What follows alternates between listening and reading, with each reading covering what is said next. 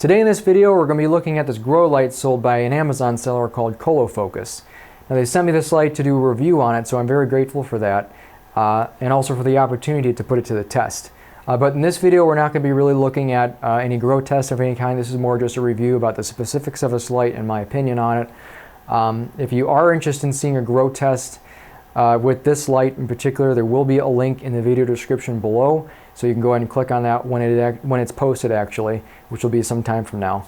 And that way you can see this compared to another light and see how well this actually performs when actually putting it to use. Also, if you want to purchase this light, there will be a link down below as well in the video description. I don't get any profits, I don't make any money off of that, I'm just putting it down there for you to make it easier for you. So first off, this light was well packed when it came to me. It's constructed with metal, plastic cover here for the LEDs. So you know, if you're spraying your plants or whatever, they're not going to get wet. It came with the power cord. It came with the steel wire hangers and the carabiner. So you know, it comes with everything you need. There's also a power switch on the back of this. I'll actually turn it on for you right now, and you can see that it's very bright.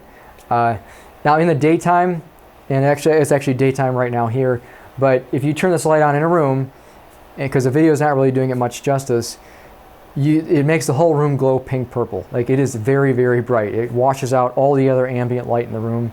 You can't even tell that it's actually daytime because this light takes over all the other light in the room. So I thought that was pretty amazing when I first turned it on. So you can see that it's pretty bright. You can see there's different colors of LEDs in here, but I'm going to talk about more specifically about what LEDs are on this board right now. There's actually 20 blue LEDs, 70 red, there's 8 white, which are cool white, and you got 1 infrared and 1 UV diode. Now, the way this is listed on the seller website is it's listed as a 1,000 watt light. That's not an arbitrary number. That's not false advertisement. There are 100 diodes on here. Well, 100 chips, but they're dual diodes. So they're 5 watts each, and if you just multiply that, basically you get 1,000 watts worth of LED lights. So it's not, that number is not comparing it to any other type of light, not HID or anything like that. It's not comparing it to, it's not even talking about how much watts it's actually consuming. So that's just kind of a, I would say that it's a listing error or something like that. It's not a negative at all. But this light's actually driven at 95 watts. There's 95 watts being pulled from the wall, and I tested that with my kilowatt meter. That's good, because most grow lights are actually designed that way, to be underdriven. So you don't want to drive your LEDs to full potential, because if you do, you'll end up burning them out sooner, and nobody wants that. You want your light to last a long time, so that's why it's done that way. Now there's some lights, more professional grade lights, that are more expensive, $1,000 range, stuff like that. They're maybe water cooled so they can drive the lights even brighter. But that's not what this is. We're not comparing this to a professional grade light. This is in its own class. It's more centered toward the hobbyist, small grows, stuff like that. Actually covers a 3.5 by 4 foot area, or let's just say 4 foot by 4 foot. That's pretty much the standard coverage. So yeah, there's really nothing wrong with this light at all, but you can't compare it to something that's more high end. This is just a light in its own class. Now, I wanted to talk about the diodes on here, more specifically the 2 diodes on here. That's the one that's the UV and one that's the infrared. In order for plants to really utilize ultraviolet light, especially if you're growing things like herbs or herbs that are for medicinal purposes, you need more UV light to actually produce more resins or essential oils if it's stuff like basil or whatever. The amount of UV light that comes off a single diode on this is not going to be enough to do any of that. You need somewhere around 20 to 40 watts. Well, let's just call it 10 to 40 watts, depending on your grow area, how much you're actually needing. But you need a lot more wattage of UV light to actually get those plants to drive their protection against UV light, which is creating those oils and resins. So I think that 1 chip on there that's UV is kind of unnecessary. However, it's using such little wattage that it really doesn't matter. It's not like it's making this light inefficient.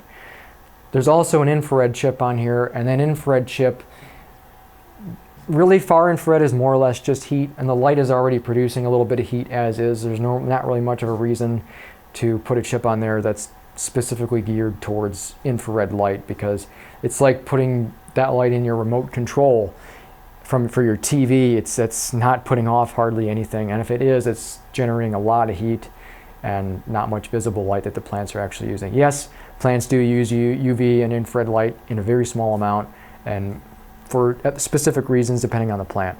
But I don't think it was necessary to put it on this panel. I think that the 8 white LEDs on there are far more beneficial than those 2 other chips that I just talked about. I also wanted to talk about the PAR values that's listed on the seller site. This is not knocking this light in any kind of way. I think that these numbers are measured inaccurately. I think they're incorrect.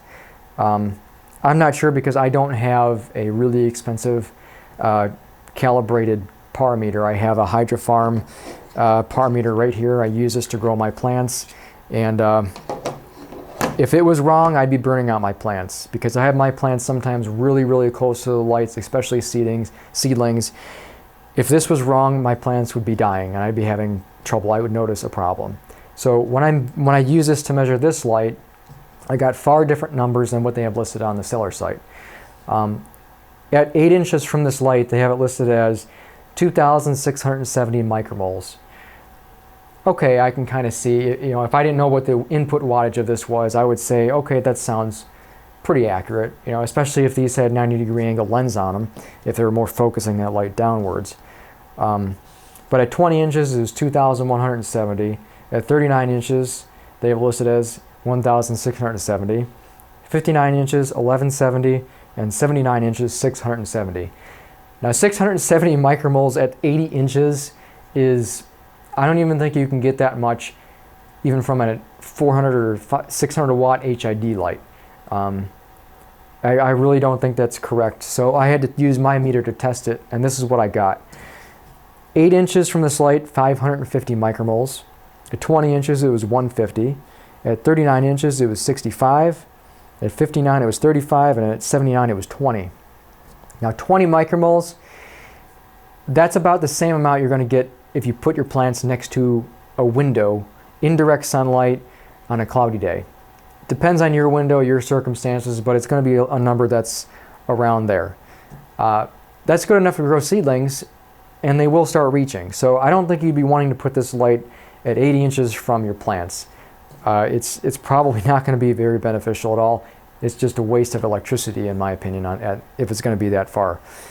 Now, if you were growing seedlings, it's the only time you'd actually put this light further away. However, it'd be more efficient just to take a compact fluorescent light, low wattage LED, something like that, put them closer to those seedlings, make more use of your light. It wouldn't make sense to use this light to grow seedlings at that distance. So I think that the numbers on the seller site from ColoFocus, I think they need to be a little more condensed to be more realistic to what it's actually being used for, and probably take another look at the PAR measurements.